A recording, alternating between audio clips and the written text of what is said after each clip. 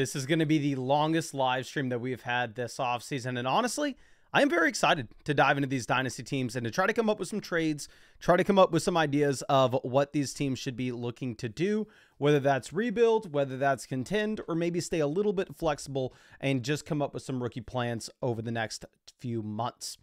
But anyway, this first team review is going to be for William, I believe, who is currently sitting here at the 5th spot in the League Analyzer. This is a 12-team start 10 Superflex half-point tight end premium format, so I would say this is probably the most common format that you're going to see in Dynasty at this point, of course. Going over and looking at the general outlook of the roster from, say, a 100-foot view, you do have the weakest part of this team coming from the running back position, where your RB1's Pollard, your RB2 is Rachaad White, RB3 is Kendre Miller, right? So if you look at this running back room, the initial reaction is, oh yeah, this is going to be a rebuilding roster, of course.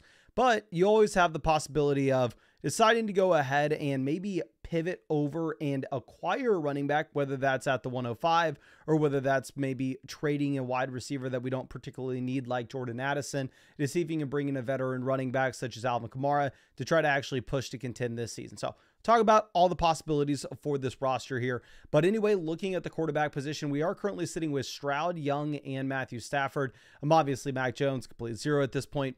But nonetheless, if you are looking at Stroud, you do have the flexibility to build around him as a contender or a rebuilder. Perfect example of a true cornerstone asset in Dynasty. Obviously had the second-year slump, but you also had the injury to Tank Dell. You had the injury to Stephon Diggs. You had the injury to Nico Collins, right? Pretty much every single weapon in this Texans offense was injured at some point of this past season. You do have some changes here surrounding the coaching staff, plus actually the offensive line members with a few trades this offseason. But I'm still completely fine penciling out CJ Stroud to be a serviceable quarterback in Superflex leagues, not only this season, but also for the long term. I'm looking at Bryce Young. Bryce Young did improve in the second half of last season, but again, if you are taking a step backwards and looking at what you had from an adjusted yards per attempt standpoint, both in year one as well as year two, Bryce Young has shown us over a decent enough sample now that he is going to be on the track of an NFL bust. If you look at the supporting cast that surround him in Carolina as well, it's not like you're sitting here going, oh my gosh, well, they just brought in so much talent for him this offseason, where there's no way that Bryce Young doesn't take 10 steps forward. Reality, who's this dude's number one wide receiver this next year? Leggett, Coker. It's going to be ugly. Yeah, it doesn't really have much rushing upside either.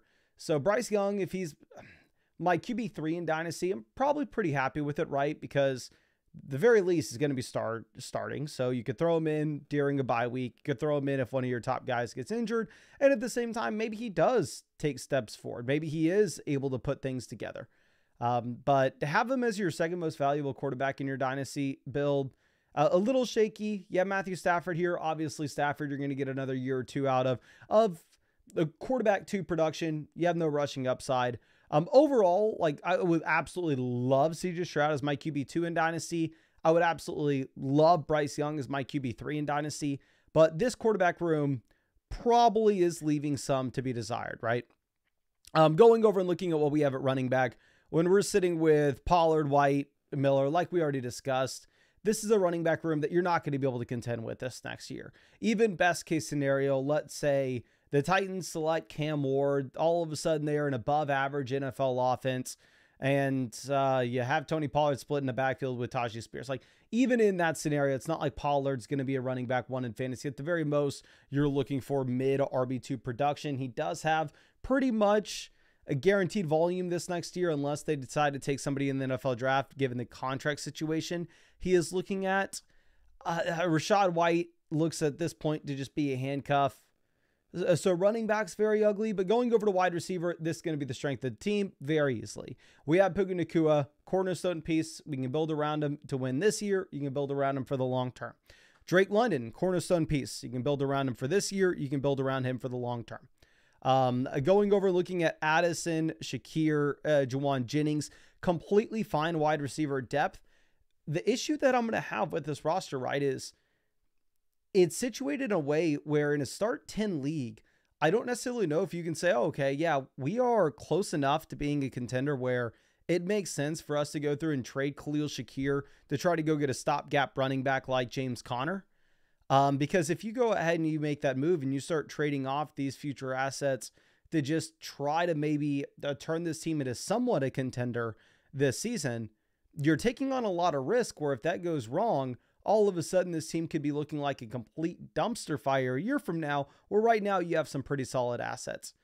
Plus, given the fact it's a start 10 format as well, even if you were to go through and trade some of your depth receivers, whether that's Jordan Addison or Khalil Shakir, to go ahead and grab another running back, I don't necessarily know if you're accomplishing much at the end of the day, because you have to start 10 guys. You have 2 quarterbacks to start. We have McBride to start. You have Puka, London, and then outside of that, so that's 5 starters. Jordan Addison, Khalil Shakir, Jennings, Pollard, Rachaad White. Like, if you trade one of those wide receivers for a running back, you're still going to have a massive hole in the flex spot, right? So this team looks like it has the assets where if things were to break right, possibly you could contend this next season, right? But it is very difficult for you to make trades as of March 18th to try to put yourself in that position, because if you start sacrificing future value to try to have some production this year, you're taking on a lot of risk that may not necessarily make sense for your build, just because you're not a juggernaut. You're not guaranteed to be a contender. You could add James Conner to this team and this team could still not even make the playoffs, right? That's very much in the range of outcomes. But on the flip side of it, you could say, okay, well, what if at the 105, we go ahead and we take Henderson, we take Judkins, we take one of these rookie running backs that finds themselves a good landing spot. They immediately come in. They're the Bucky Irving from last year, right? Or maybe they give you running back 2 production at the beginning of the season. You're getting running back 1 production by the end of the year. Maybe CJ Stroud hits that bounce back. Maybe you actually get Juwan Jennings as an every down player in San Francisco if they trade Brains and Ayuk, and all of a sudden you actually have wide receiver depth with this team. We have the elite tight end with Trey McBride. So I know we're saying a lot of words here that may not necessarily pick a side on the fence of, oh, we need to be going in this direction with this team. We need to be moving in this way. I don't think this team's strong enough where you can make plays to be a contender, but I also very easily could see this team actually making the playoffs this next year if we hit on a running back in the rookie draft. So where I would be sitting is I'd be kind of sitting on the fence right now and going, let's see what we get at that 105. Let's preferably target a running back like Judkins or Henderson if they find themselves in a good landing spot. Go into the season with this roster as is, and if we start off 3-1, if that rookie running back that we take actually looks like, I don't know, they are going to pan out and they are going to be Bucky Irving from last year, and that's going to put us in a real position to be a contender, then maybe we go ahead and we take that 2026 second round pick that we have. We package that 2026 second and a third to go and get a veteran producer, maybe from that 2017 draft class, like Alvin Kamara, if he's producing at the time, and that team at the time is pivoting over to a rebuild where we're pushing into being a contender.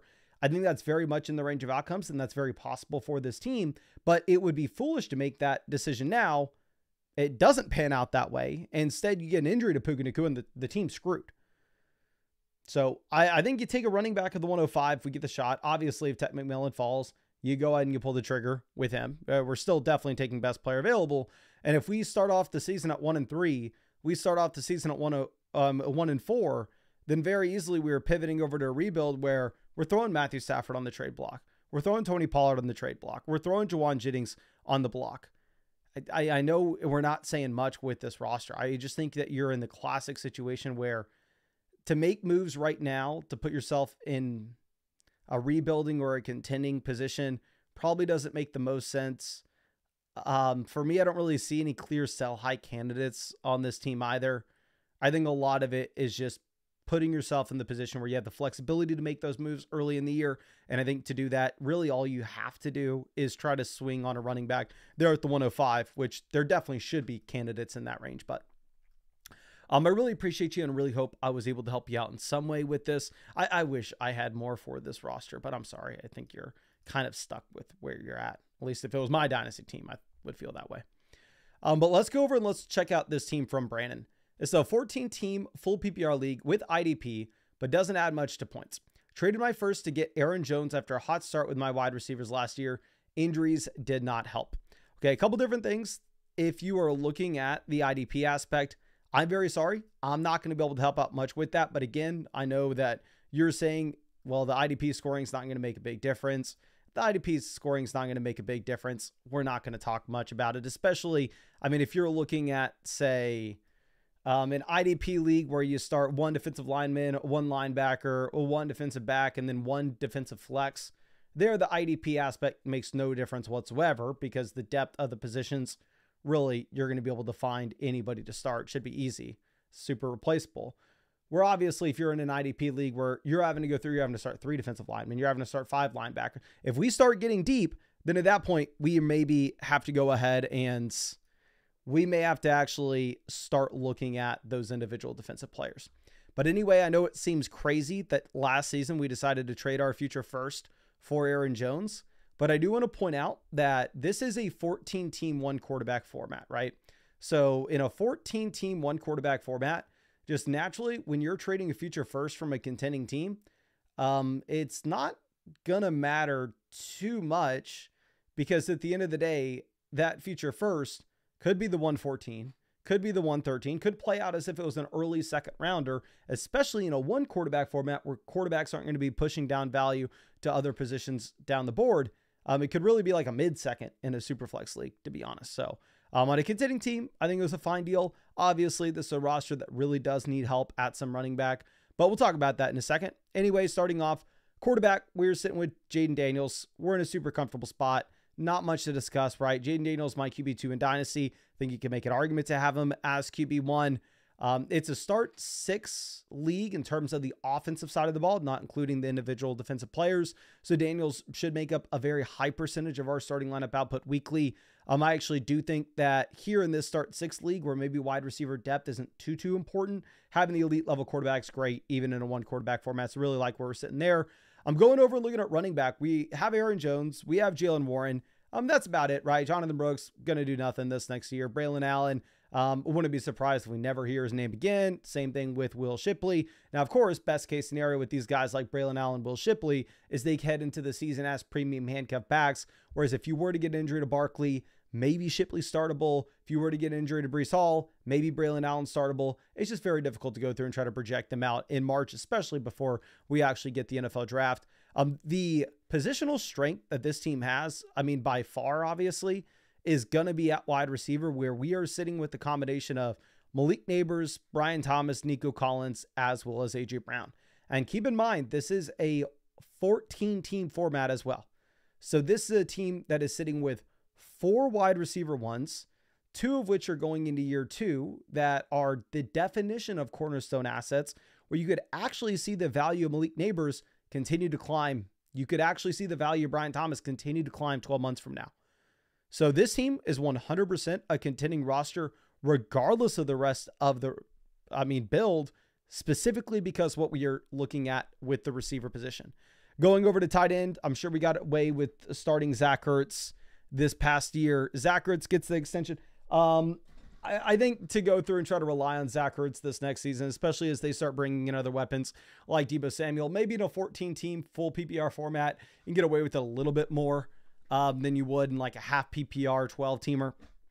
But I don't necessarily want to sit here and say, oh yeah, our tight end position is situated because we have Ertz, right? I actually think there are a few moves that we can make on this roster. One, I would say, given the wide receiver insulation that we have with Neighbors, Brian Thomas, Nico Collins, A.J. Brown, Josh Downs, I think we can say this team is a strong enough contender where it makes sense to take the 201, the 301, the 401 that we have with this roster and actually see if we can make a swing and bring in another veteran, either running back or tight end, to shore up those positions to really put us in a strong spot come week 1. Now, of course, it's March 18th. Are you having to go out there and make this trade today? No, you are not. If you think you're going to get more value for these picks when we actually get to the NFL draft, you do you. But we can take a little peek at some of these teams that maybe are going to be in a position where they are getting rid of any production on their roster whatsoever, right? I mean, this team here, the 2008 Lions, their running back 2 is Blake Corum. Their wide receiver 2 is Keon Coleman. Their top tight end is Michael Mayer. I mean, this could be a great candidate for us to go out there and just put out a feeler and see what we could get. Like sending them the 201, which keep in mind is actually pick 15 here in this 14-team format. For Zach Charbonnet, I think could be completely fine and build out a running back depth just a little bit more. I'm going over and looking at this other squad. This team has Evan Ingram, James Conner, Ramadre, Garrett Wilson, DJ Moore, DK Metcalf, Cooper Kupp. So very much an older team. Like, I think this team's going to have some very serious issues in the coming years. But at the same time, I'd actually say that they're probably looking to contend this next season. Looking at the beats by Ray, they have Brees, Jonathan Taylor, Alvin Kamara. So I'd imagine they view themselves as a contender. This team, Jeffrey Dahmer, is sitting with Calvin Ridley as their wide receiver 2. They have Kyle Pitts as their top tight ends. But they have Lamar, they have Gibbs. I mean, you could throw out a feeler and just reach out to this team and say, hey, how do you view your roster headed into this next season? Another possibility of what you could actually do with this squad, specifically where they're sitting with Mike Evans, Calvin Ridley, Stephon Diggs as their top wide receivers, is because this is only a start 6 league, specifically on the offensive side, of course. When you're looking at an option like Josh Downs realistically for your roster with the shallower starting lineup requirements, probably never going to make a difference, right? And I'm not necessarily wanting us to go through and trade those cornerstone assets at wide receiver. I think that you build your team around those, and that's what gives you the flexibility to project out as a contending team for the next 3 seasons. But a player like Josh Downs on your roster in particular may not necessarily help you at all. Whereas one of these rosters down here that you have Stephon Diggs as your wide receiver 3, maybe you could actually see some value in return for Downs. I mean, a couple possibilities that you could do with this. If you like Kyle Pitts, if you like Isaiah Likely, I have them ranked back-to-back as low-end tight end 1s, high-end tight end 2s for dynasty leagues in particular. I mean, there is that possibility that you could go ahead and you could possibly send Josh Downs and maybe the 201 and see if you could get back Kyle Pitts and the 112. So you move up 3 picks in the rookie draft, while at the same time, you give yourself a little bit of a better shot to not just have to rely on Zach Ertz. And obviously there's no guarantee whatsoever that trading for Kyle Pitts, trading for Isaiah Likely shores up your tight end position in any type of way this next year, but it at least gives you the possibility of that happening. Or also you could go through, and if you liked the landing spot for Najee Harris, right? Maybe trying to sell this team on sending you a Najee Harris for Josh Downs and getting rid of that wide receiver depth that may be meaningless for us, but not meaningless for them. I think that could be interesting. Aunt Judy here, maybe this is a team that is viewing themselves as a contender. I mean, they are holding on to guys like David Montgomery, Travis Etienne. If you wanted to put out a feeler and see if we could get back Montgomery, get back Etienne, get back one of these running backs that obviously doesn't have a super long shelf life, but could give us the additional depth to contend this season, you can put out a feeler with them. Going through and looking at maybe another team that is viewing themselves as a rebuilder. It's actually a very even league. This team here, Randy Daytona, is actually in a similar situation on one of those other rosters that we looked at previously that's maybe a little bit limited when it comes to their wide receiver depth, where Shaheed is currently their wide receiver 2, Cedric Tillman's their wide receiver 3. So one possibility that you could have here is if you wanted to see if we could give up some of our wide receiver depth or maybe do a 2-for-1 tier up, I think it would be interesting to at least throw out a feeler. Like if we can throw out, say, Nico Collins, the 201, Josh Downs, put together a little crap package, 14-team league, maybe depth matters a little bit more. But again, you only have to start 6 guys every week and see if we can go send that for Jefferson. I mean, that could be interesting. If not, maybe going ahead and seeing if we can send, say, the combo of Josh Downs and the 201, or maybe Josh Downs, the 201, the 301, and seeing if we can get up to the 106 and bring in a running back that's going to move the needle. Maybe sending Josh Downs the 301, 401, which those picks are going to be a little bit more valuable, particularly in an IDP league where there actually should be some defensive players there that can move the needle, to bring in a running back like Kenneth Walker. I think trying to get rid of that wide receiver depth there could be interesting. And outside of that, I don't really see too many rosters that look like they need to be packing it in and they look like they need to be tanking.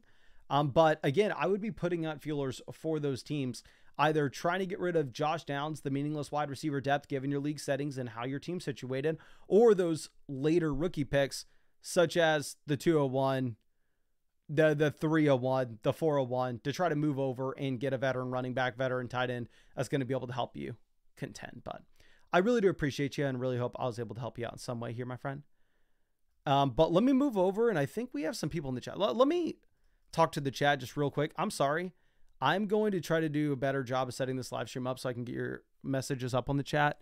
But got Antler Ice out here that says, hey, buddy, long time no talk. Look forward to another great year. 11th place in the big board last year. Now, that is nuts. Congrats, my friend. But I see April out here as well. But, yeah, thank you. So I see Teresa out here. Thank you so much, everybody, for stopping by the live chat. I really do appreciate it. And I will get it set up where we can bring questions back on the screen. But real quick, let me actually answer some trade questions here, and then we'll get back to the roster reviews. This is a trade question from Bifiro. This is a Superflex 12-team start 10 PPR tight end premium format. We're upgrading from Lamar to Josh Allen. I will say, just 100-foot view here, I absolutely hate trades like this, where it's like, hey, I'll give you my 3 best players. You give me your 3 best players. Like, I don't particularly see how a trade like this ever really benefits both owners, right? I think it's very much going to be one person wins, one person loses. And I don't know if there's too much other than that. I'm looking at like CeeDee Lamb to Brian Thomas, downgrade. Lamar to Josh Allen, upgrade. Rashee Rice to T. Higgins, upgrade. I would probably go with the Josh Allen, Brian Thomas, T. Higgins side. But again, I think this is one of those trades where I don't necessarily see how it could be a win-win deal for both parties. And I really do think it's kind of going to be up to your personal preference. Now let's move this over to a Whiskey Justin. Really appreciate you. Let me go ahead and let me hook you up with another free trade question just in case you have a follow-up to this you want to send me, but we'll try to dive into everything here. Contending in 2025, set at wide receiver, looking to upgrade at running back with this trade. Am I giving up too much potential? Okay. Set at receiver, looking to upgrade at running back. So let me just confirm that we are looking at the right thing. So we are the team, I believe, unless I'm mistaken, with Rome Odunze, JSN, Brian Thomas, Puka Nacua. We have Bucky, Chase Brown, Najee, Tyrone Tracy, Zach Charbonnet. So unless I am mistaken, we are a juggernaut roster here. We are a phenomenal squad. So we are looking to upgrade at running back. Specifically with the 103, this is a 1 quarterback format. So keep in mind that 103, obviously it's not going to be Genty. I guess you're hoping that it's going to be Hampton. Maybe if Judkins finds himself in the dream landing spot, maybe if Henderson finds himself in a dream landing spot, you can make an argument to 103, or again, you can take that 103 and you could potentially look to flip it for something else. But we are moving from a mid-second to an early second, so we are getting that slight value gain. Chase Brown to the 103. I would rather have the 103. I would rather have, I don't know, the certainty that that pick isn't going to lose a dramatic amount of value after the NFL draft. Because there's a non-0% chance that the Cincinnati Bengals, they go ahead, they take Judkins in round 2, and then all of a sudden Chase Brown's value tanks, right? And of course, I'm not saying that's going to happen. I'm not even saying that's likely. But it's not like there's going to be that much room for Chase Brown's value to go up, where what happens if Tet McMillan, I think Daniel Jeremiah had him going to the Chargers in his latest mock. Tet goes to the Chargers. Hampton finds himself, I know this is crazy, but he gets top 15 NFL draft capital. He goes to a team like Dallas. And then all of a sudden that 103 skyrockets in value. I would rather have that flexibility of the 103 than locking in Chase Brown at this point, even on a contending team. But my main thing is going from Rome down to the second rounder with Ben Johnson coming over, with the additional targets available, with the improvement from Caleb Williams going into year 2. I would probably prefer the Rome Odunze, Chase Brown, and the mid-second side. If we were looking at maybe coming up with the counter here, I think if we at least got to keep the mid-seconds, and that way we are trading effectively Rome Odunze for like Tet McMillan, right? So we're getting that upgrade and we're getting trading Chase Brown for 2 seconds. Let me see if there's anything else that we could do to kind of rearrange this. The wide receivers aren't going to be super, super interesting for us. it really would be centered around what we have with these rookie picks. I think getting rid of a second rounder on our end and throwing another second rounder onto theirs, if you were to make this trade and you want the flexibility of being able to go through and grab a couple extra running backs in the draft, this would at least be a better trade in my mind than what we would have with the initial one. Like the initial trade, I definitely think you have to take Rome, Chase Brown in the mid-second, especially with how the situation's shaping up for Rome this next year. If you were going to make that swing for the 103, I think we need to take away the second on the side we're giving up, and we need to get an additional second rounder back. But again, I hooked you up with another free trade question. So if you have any follow-ups on that, please feel free to send it. Now, Blue, appreciate you. Let me hook you up with a free trade question as well. Here says, it says 2027 first instead of the 2026 second. We already have one 2027 first, 3 27 seconds, and 2 27 thirds. Okay, so we're getting the 103 an additional. It's a 10-teamer. 10-team super flex, so those first rounders actually have a decent chance to be worth a ton here. We have the 102, 104, 105, but also we have the ability to contend with this team, right? Where, I mean, we have the best team in the league by a decent margin. It's a super flex squad where we have Burrow, Caleb, Herbert. We have Chase Brown at running back. We have Puka, St. Brown, JSN at wide receiver. We have plenty of rookie picks to be able to make play at running back. I think that you can almost go in any way that you want. Again, if this was actually just the 103 in a mid-second versus Drake London, it's Drake London by a mile, right? But you're saying that it's not the 2025 mid-second. Instead, it's the additional 2027 first. That 103, you're either looking at Hampton, Ted McMillan, or the absolute worst case scenario, Cam Ward. If Ted, Hampton, and then any miscellaneous running back like Judkins or Henderson don't find themselves in a dream spot, because you are a juggernaut squad, because you are a strong contender, for me personally, I think I would want to, it's just a decent, it's good value. The 103 is a strong asset, plus getting the future first on top of it. I think you can go ahead. I think you can take the picks if you want, but you are in the position of power. You have the contending team. You have the ability to really dictate what you are selling London for at this point. So if your league is super trade happy and you think that you're going to be able to go through and you're going to be able to actually parlay those 2027 picks and be able to make plays during the season, I'm fine with you making that move. But again, you are the juggernaut team in your league. If you want to sit on Drake London and win this year, I think you can 100% do so. I think London's very easily a wide receiver one in Dynasty. Reezy says, need a real QB1. The picks are actually in 2027. Okay. So Cousins is a 0 at this point, even a super flex league. We're trading DJ Moore for her. I mean, I'm game for this. Like, let's go through and let's see what team we are. Yeah, so we have Lawrence, Bryce Young, Kirk Cousins. So we don't really have that top-end quarterback. Looking at DJ Moore, we have Neighbors, Brian Thomas, T. Higgins, Garrett Wilson, Rashee Rice. So I don't know exactly what the intention of, like, the rookie picks on this deal were to be. Even if this is like a 2027 first, though, that we're giving up on top of DJ Moore, I think for your build, it actually does make a decent amount of sense in a super flex 12-team start 9 format. Completely fine going out there and getting Herbert at that price.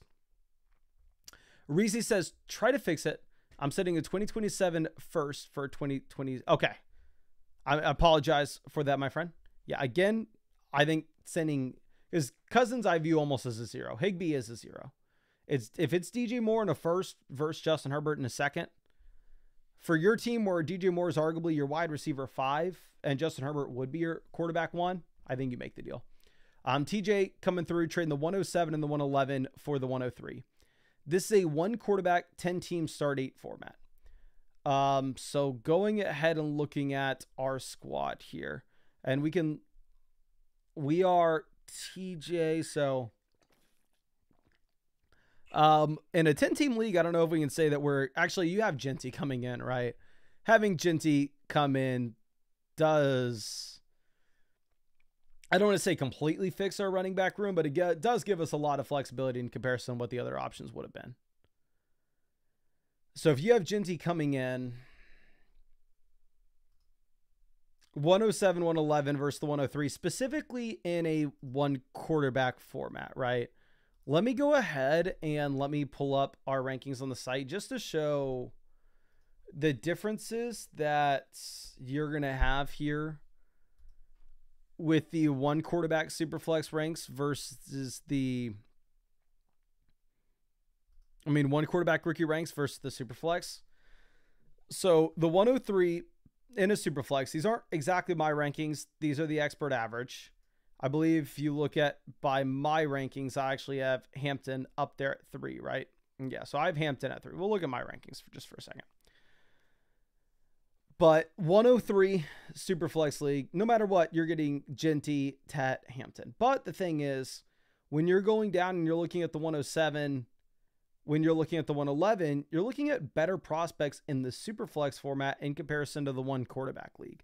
You're looking at guys like Ibuka, Henderson, Caleb Johnson, and maybe Travis Hunter, Matthew Golden. Obviously, a lot is still up in the air if Hunter is going to be wide receiver or not. That's not necessarily the point.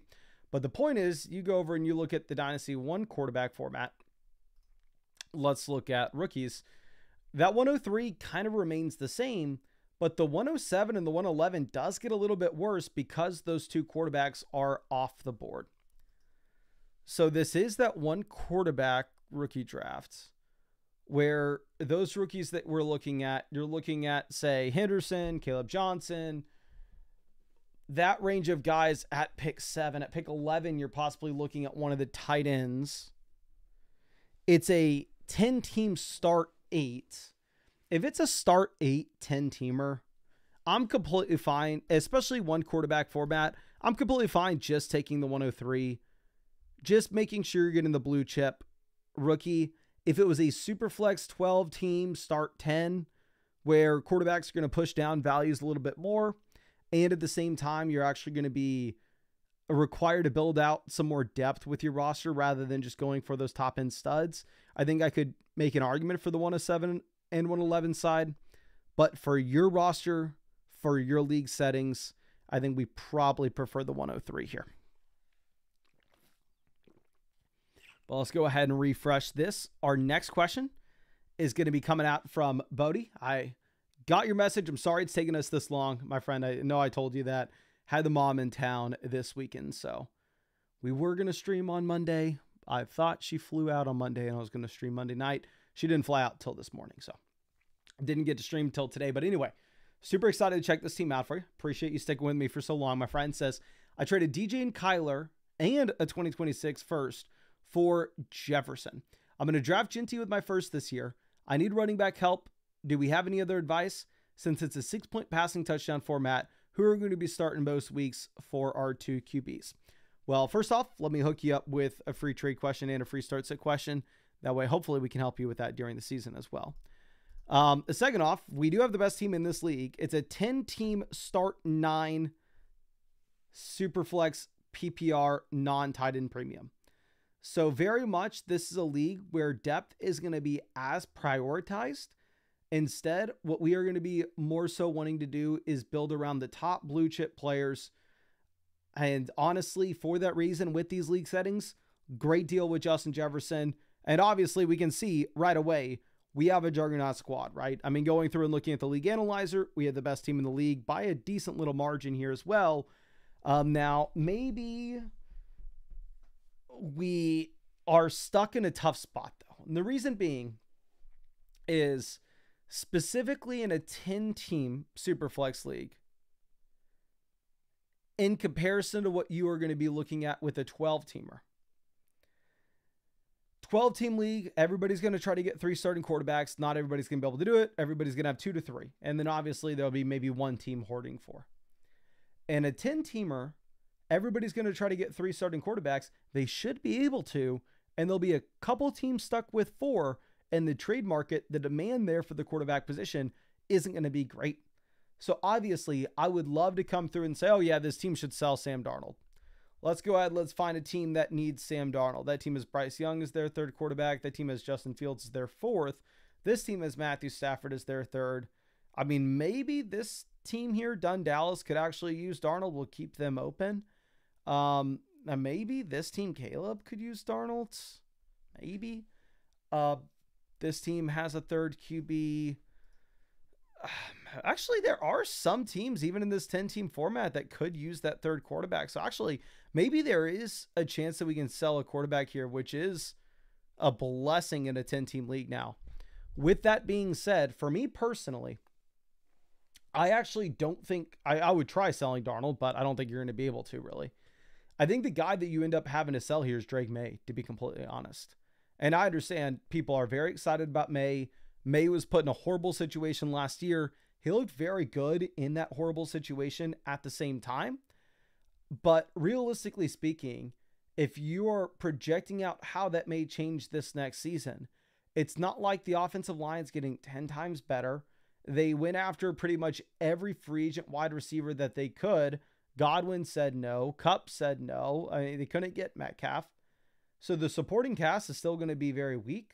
I don't particularly know if you're going to be starting Drake May over Caleb, over CJ Stroud. However, I know people absolutely love Drake May, and you should be able to get a pretty penny for him that you may not be able to get for a quarterback like Darnold, who effectively gets stuck with a 1-year deal in Seattle. So if we were going through and looking at potential trade partners, again, this team has McCarthy as their QB2 and then nothing beyond that.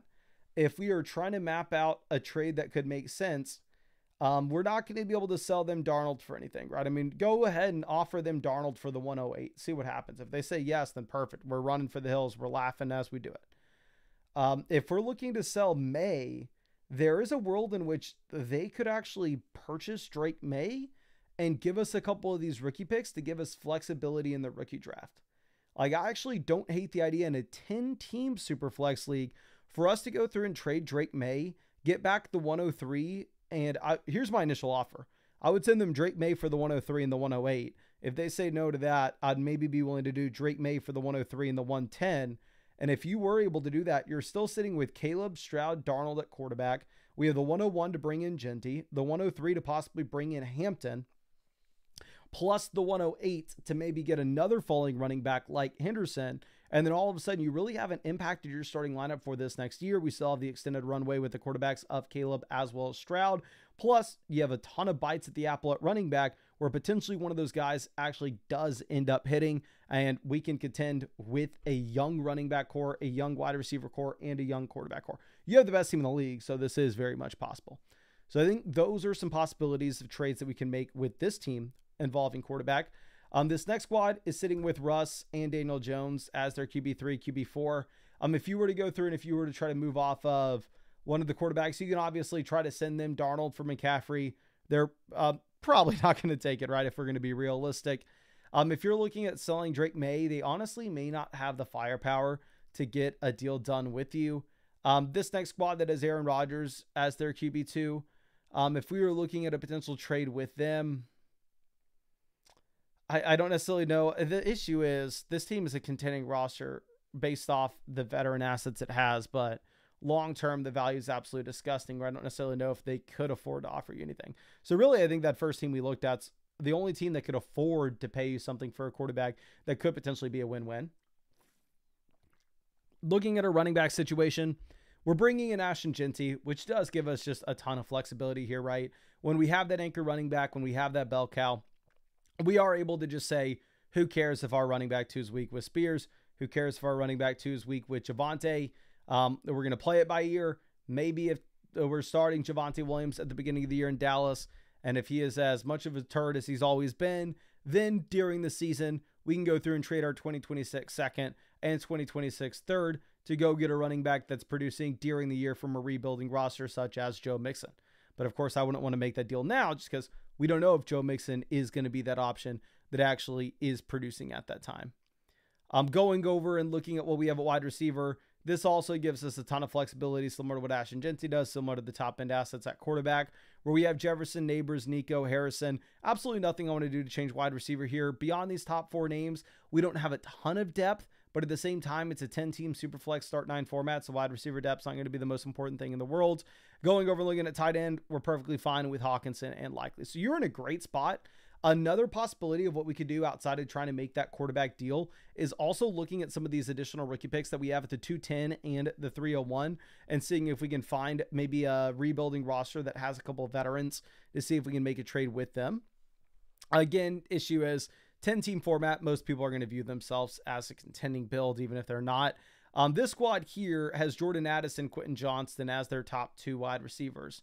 I'd imagine they view themselves as a rebuilder, or at least if I were them, I'd probably view this team as a rebuilder. So if you could maybe swing that like 210 and the 301 to bring in a running back like Travis Etienne and just give yourself a shot to be starting somebody week 1 alongside Ashton Jeanty, I think that would be very interesting. Here, this squad, they have Tyreek, they have Kupp, they have Debo, they have McBride. They probably are planning on trying to contend this next season. I think there aren't really many rosters outside of the one that we just looked at that you could imagine they're willing to just kind of take the L and know that they need a rebuild right now. So I think going after that team that has Addison, Johnson as their top 2 wide receivers, clearly there's no way we're going to get to Bucky Irving. But if we can get to ETN, I think that makes a lot of sense.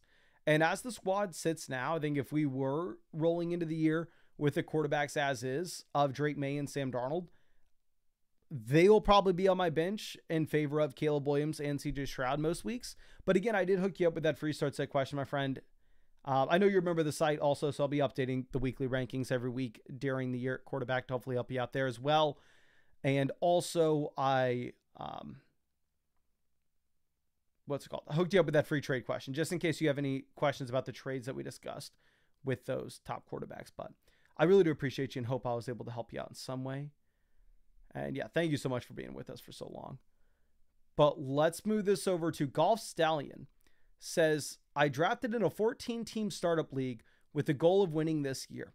I'm seeking expert analysis on whether my roster is built to contend immediately and what strategic moves, trades, adds, or drops could strengthen my position. Open to bold trade ideas that maximize the championship potential. Well, really appreciate you. And I will say congrats if we just did this startup draft. It is very surprising to see that we were able to accumulate so much value here. And by we, I mean the top 3 teams, which we are included of. The league analyzer with my rankings does have you as the top team. And in comparison to these teams at the very bottom. Like, this is usually what a dynasty league looks like after 1 year or so. With the disparity of value, not necessarily right after the startup draft. And also, I want to remind everybody, this is going to be a 14-team Superflex League. So a couple things with this. 14-team league, the bar is going to be lowered a lot to be a real contender, right?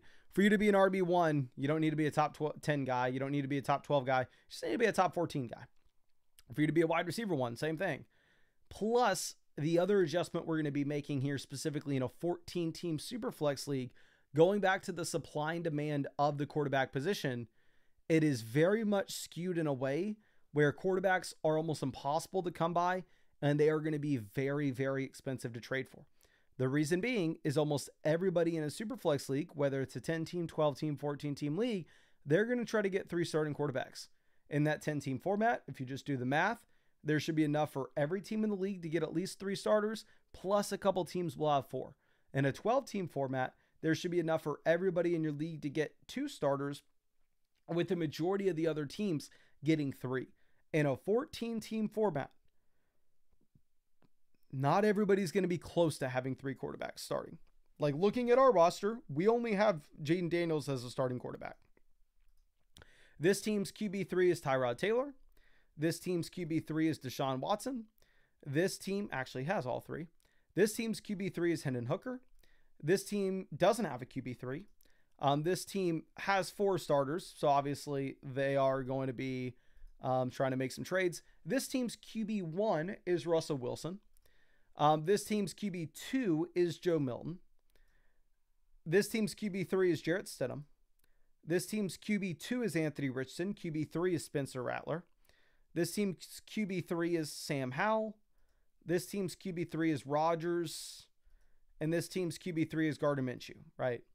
So you can see that quarterbacks are going to be very difficult to come by. They'll be very expensive to trade for. If you go into the season and you only have 2 quarterbacks, one of those guys goes down, good luck trying to actually overcome that, and good luck trying to go through and trade for a quarterback in a 14-teamer. Supply and demand just makes it so much more different than what you're going to have in your 10-team or your 12-team Superflex leagues. With that being said, I would love to address our quarterback position, and I'd love to bring in a QB2. We have Daniels right now.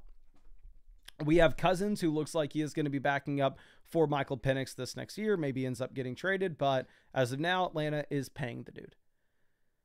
Now, with that being said, we have a very easy way to resolve this issue. Now, of course, you can always go over and you can look at the site for my exact rankings, but I would say the Dynasty Superflex rookie rankings that I'm making, I make these specifically for 12-team Superflex leagues. If you were looking at your 14-teamer, I would be moving the quarterbacks up. At the 103, 104, operating under the assumption that Cam Ward does get the number 1 overall draft pick attached to him with the Tennessee Titans, I would be taking him to pair him up with Jaden Daniels. I think you want that second quarterback. I think in a 14-team format, the supply and demand is going to dictate that it does make a lot of sense for you to go after that. So 103 or 104, I'm bringing in that second QB. But outside of that, obviously, we love having Jaden Daniels. I'm looking over what we have with our running back room. Josh Jacobs, very much top 14 running back this year, so we have a running back 1 for this season. You can probably say the same thing with Alvin Kamara here, so arguably we have 2 RB1s for the short term. Long term, very difficult to project out. I do think the running back depth is just fine for a 14-team format in particular with Benson, Javonte, Ray Davis, Roshan, because across the board running back depth is going to be gross for most teams. Going over and looking at wide receiver, we have Harrison, Quentin Johnston, as well as Juwan Jennings. So wide receiver is very much going to be in question for us as well. Now, there are a couple different ways you can go about this.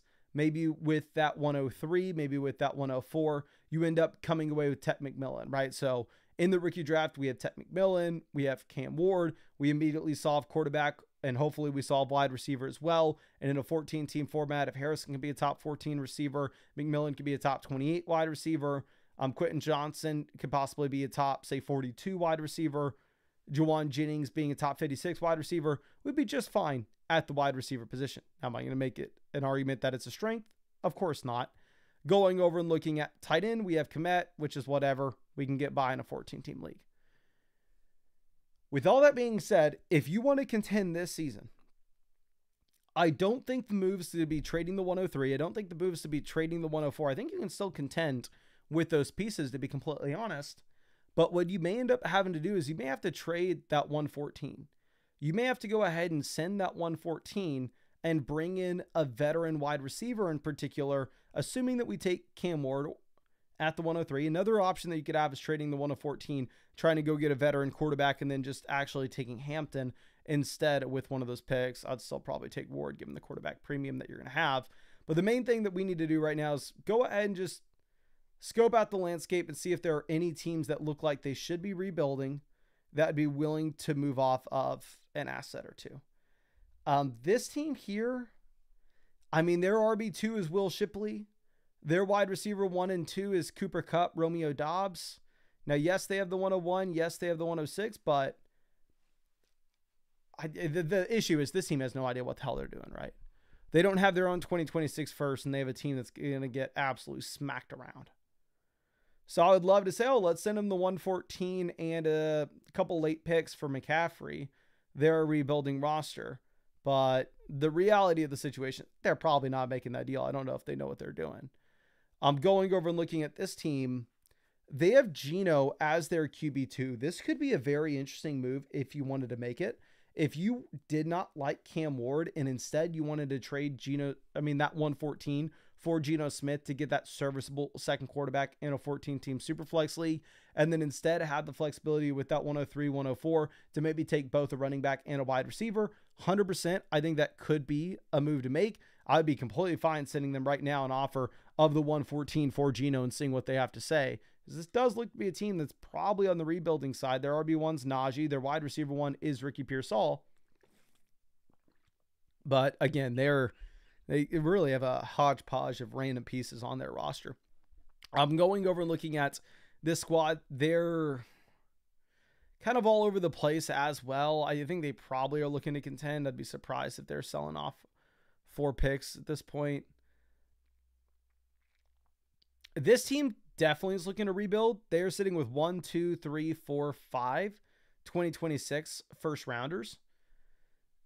If we are looking at our 114, maybe they're interested. Maybe if we can try to send that 114 and go get Darnold, send that 114, get Kenneth Walker, and be completely fine, of course, throwing in the third, throwing in the fourths, whatever it's going to take to get it done. But I think that 114 is the piece to move, whether that's going to be for a veteran wide receiver, whether that's going to be for a veteran quarterback, has to be for one of those pieces.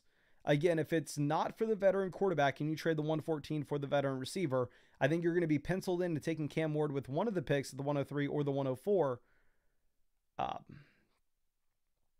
outside of that, I think running back's fine in a 14-team league. I think you have a great team. I think you probably just need to have a little more firepower there. But I'm going to hook you up with a free trade question and a free start set question. So if there's anything else that you want to follow up with me on that, please don't hesitate to. I'd be happy to look at it for you. But let's move this over to Jacoby's squad. This is Gale the Snails Handies. I like the team name, my guy. I like the team name. Don't love the team in the league analyzer, though. We are down at 9.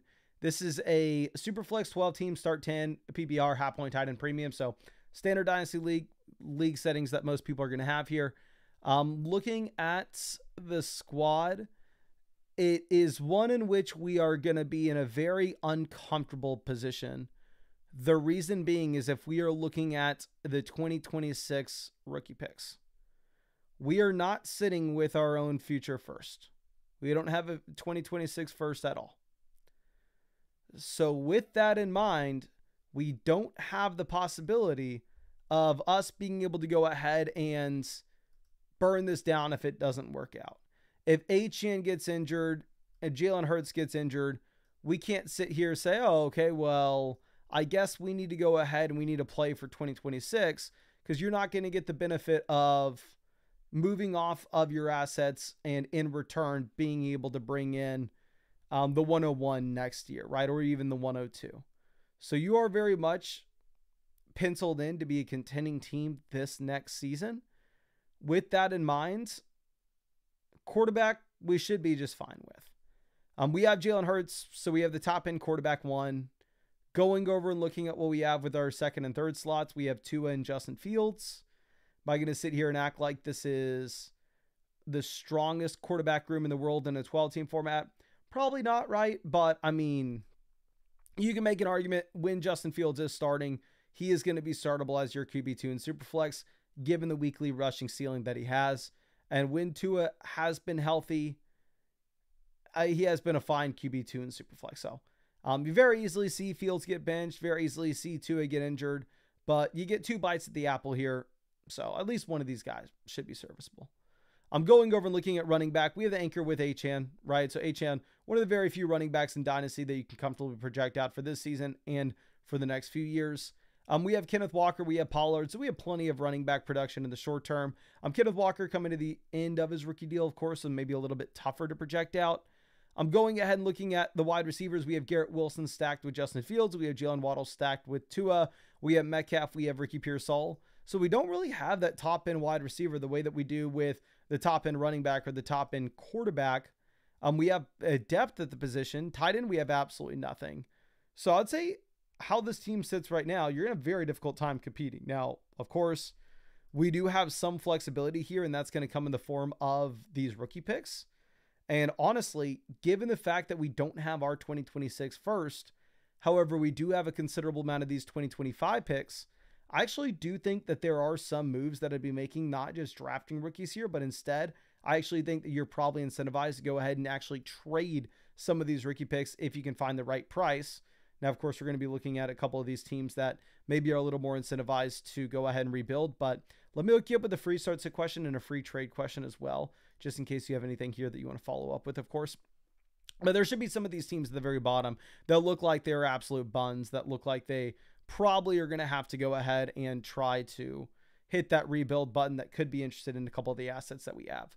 So this team is currently sitting over Josh Downs as their wide receiver 2, Mike Evans as their wide receiver 1. They have Pat Frymuth as their top tight ends. I would be surprised if this team viewed themselves as a contender. I mean, if they did, more power to them. But I mean, I would at least send out a little bit of a feeler and get some idea of where their head's at, because we have these picks that we can be looking to move off of. Specifically, some of these seconds, like the 204, 208, 211, 308, 402, 408. I mean, if we could possibly make a move and go for the Mike Evans range, go for the Aaron Jones range, those could be 2 veteran short-term rentals that actually could put us in a really good position. Like if you're able to bring in Mike Evans and get that low-end wide receiver 1 for this next season, a high-end wide receiver 2 as that 1-year rental as he's going into year 12 himself, I think that could put you in a really good spot if that cost to you is a mid-second like the 204 for that rebuilding roster. Another possibility of what we could look to do is, instead of trading those rookie picks, if the owner isn't interested, we can instead maybe go ahead and take some of the younger assets like Ricky Pearsall, for an example. If that rebuilding team wants to take a shot on the guy with the round 1 NFL draft capital going into year 2 with the open depth chart ahead of him, in favor of giving you that 1-year rental with Mike Evans, I think that could be interesting as well. Looking at this team has Addison, Devonta Smith, Juwan Jennings, their top 3 receivers. They have nothing at tight ends. Isaiah Pacheco is their running back 2. I think you could actually throw out a feeler for this squad as well. Again, the issue that you're going to have with them is, in terms of value that they could actually give you to help you contend, like, is Jordan Addison moving the needle that much? Is Devonta Smith moving the needle that much? What we could do is, I don't really want to be trading the 104 for either of these guys, right? Maybe if you wanted to send them the 104 and like the 104, 211, 308 for both wide receivers straight up, that could be doable, especially in a start 10 format. Gives you enough wide receiver depth through the course of the entire year. But what you could also look to do instead is take that younger receiver that's probably not going to help a contending team as much as it would help a rebuilding team, such as Ricky Pearsall, and maybe try to take Pearsall and one of those lower rookie picks and package them together to move up to that contending asset like a Devonta Smith. I think that could make sense for you here. I'm going over and looking at this team's sudden death. They probably view themselves as a contender this next season, right? I don't necessarily know if you can get away with messing with them. Going ahead, looking at this team here, Seat Nerdy, something like that. They have Daniel Jones as QB3. They have Najee Harris as their RB1. They have Jerry Jeudy, Deebo Samuel, wide receiver 2, wide receiver 3. There's a chance that we can actually pry away a contending piece from this team. What I think we'd be looking to do here is actually solve up our tight end issue by going ahead and maybe getting a player like David Njoku. I think Njoku actually could make a lot of sense for our roster. And I think an Njoku price point of like if we can send them, say, the 208 as the 308, the 408, and go get a tight end like David Njoku, that puts us in a very well position in terms of our balance across our team. That's the main thing that I think you have to do. Again, I hooked you up with that free trade question, that free start sit question, just in case you have any follow-ups. But I think the main thing that you're having to do with this roster, specifically because we do not have our 2026 first, and we have not only the top end rookie pick, but we have a couple of those depth rookie picks as well, is I think we need to be trying to trade a couple of those depth rookie picks to get some veteran producers in here that are going to be able to help us in the short term. But really do appreciate you and hope I was able to help out just a bit here. But let me refresh this so we can get the most recent questions in here. This one coming from Jack Gusty, longtime member of the flock, my guy. Appreciate you. Says, interesting situation here. Had a bunch of rookie picks last year and did a good job with the first rounders. I definitely think I can make a run at the playoffs this year. Want to try to move Zay off the roster. 8-round rookie draft. We also have the 503 as well as the 508.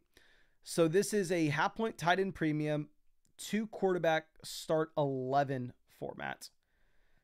So this is a super deep league here, right?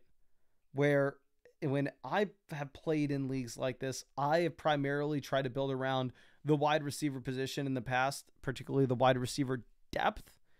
Going ahead and looking at the squad with how it stands, we don't have a ton of depth with it, which is going to be a little bit of a concern. Now, again, we actually absolutely nailed the rookie draft last year. We got Neighbors, we got Brock Bowers as well. But anyway, Superflex League where we have Caleb, Stroud, as well as Bryce Young. So that quarterback core going to give us a lot of flexibility in that they are cornerstone pieces, right? We're able to go ahead. We're able to contend with them. And at the same time, you can very easily see any of these players increasing in dynasty value going into next season. Would I be in love with Bryce Young as my QB2? No, but as my QB3, I really like it. I mean, if this was my quarterback room on like a just strictly a this season perspective, probably not the best, but given the fact that you are going to get, in my opinion, the additional value accruement with some of these younger guys in comparison to the veterans going into the next offseason, I think the quarterback room's good enough to help us contend this year. While at the same time, I think it could gain in value dramatically.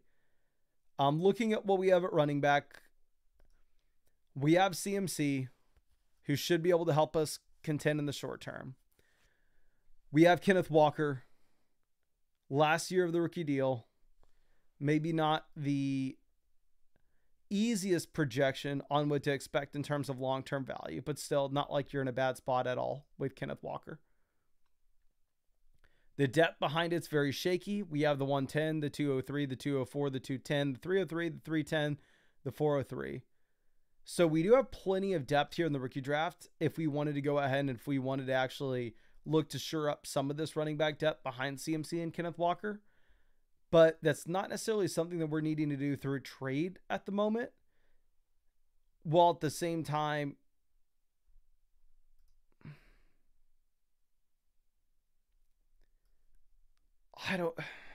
I think we could use those picks and almost shore up wide receiver instead. Because I think it'll be cheaper. Not only will it be cheaper, but that's still a position that we're going to dramatically need. It's like we can sit here and say, like, oh, Zay Flowers as our wide receiver 3 compared to Blake Corum as our running back 3. Like, obviously, wide receiver depth looks a little better. But, I mean, frankly, it doesn't matter when you're going to have this many flex spots. Because in a start 11 league, we're starting Caleb, Stroud, CMC, Walker, Neighbors, Rome, Zay Flowers, Brock Bowers. But that's still 8 guys. Our 9th guy is Shaheed. Our 10th guy is Wan'Dale Robinson. Our 11th guy is maybe Jake Ferguson. So no matter how you cut it at the moment, we are going to need to go ahead and we are going to need to bring in another another few starters. It almost doesn't even matter if it's at running back. It almost doesn't even matter if it's at wide receiver. We just need guys to get in here. I'm going through and maybe seeing if we can scalp some stuff off the rebuilding rosters. I feel bad to say that these teams should be rebuilding. Obviously, I know everybody in this league. This is the perfect team to go through and approach and see if we can come up with a win-win deal, right? They're sitting with Godwin, Josh Jacobs, 2 assets that really only make sense from a contender's perspective. I think that this team should be in the value accruement stage. I think that this team should be looking to go ahead and make moves to try to contend in 2026, 2027. Honestly, like if you were able to go ahead and send like the 110 and the 203, even if you had to include a 110, 203, 303, 403. So first, second, third, and fourth. I mean, you're not going to be able to get Jacobs and Godwin. But could we instead maybe go like the 110, 203, and 204? Give up our top 3 rookie picks. give up a third, fourth as well. Give up a decent amount of this rookie class. Get Jacobs and Godwin in. Get two players that we know that we're actually going to be able to start. It shores up our running back depth and at the same time gives us that additional depth for the flex spots because in the start 11 format, it's going to be so damn important. This Dirty Deeds team probably not going to look to rebuild, right? They don't have their 2026 first. This Ledwell team probably doesn't need to do so. They have Barkley. This team has Tracy as their RB2. Jaden Reed is their wide receiver 2. Kincaid as their top tight end, but they have the 106, 107, right? So they probably view themselves as a contender. Tanner here is Devontae Adams, wide receiver 2. Keenan Allen, wide receiver 3. So wide receiver depth's very thin for him, but at the same time, he has a lot of these assets that probably points him in to trying to at least contend this year. So really looking at the teams that should be rebuilding, it is centered around Heifer. I think that trying to target Jacobs and Godwin from them would be a natural fit for our squad. Is there anything else that we could potentially do in terms of quarterback, tight end? They have Likely, but obviously we're already built around Bauer, so it doesn't necessarily make sense for us to look at anything there. We just need the starters in. We need to try to contend this season, as you already said, especially as we have some of these assets like CMC. So yeah, I think that it's a fine team the way that it's situated now, but the number one thing that we are just absolutely having to do on this roster is we're having to try to take these rookie picks, such as the 110, 203, 204, and try to make moves. It doesn't necessarily need to be for this running back. It doesn't necessarily need to be for this wide receiver. It just needs to be for guys that we can put into the flex spot this next season. I think Godwin and Jacobs are very safe options to be looking at given the format and given the fit with our roster in particular.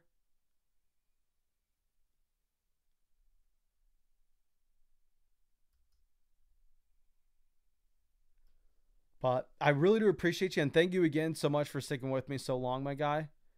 And hope I was able to help you out in some way with this. But I think we'll probably call the live stream here, and I will stream. Today is Tuesday, right? I will stream again on Thursday, and we'll get through a bunch of these teams because if we average like 6 teams a live stream, that's 1, 2, 3, 4, 5, 6. Yeah, I think that's a good pace.